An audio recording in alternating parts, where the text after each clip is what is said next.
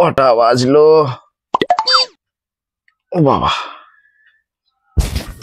একটু জল হলে খুব ভালো হতো।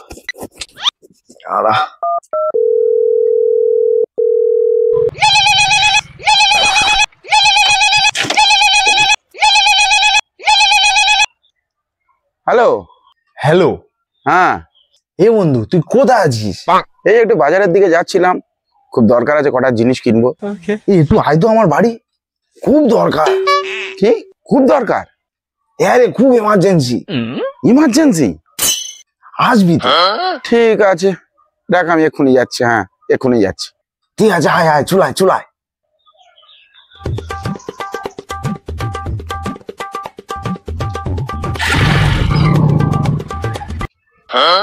বন্ধু, হ্যাঁ বন্ধু এইছিস?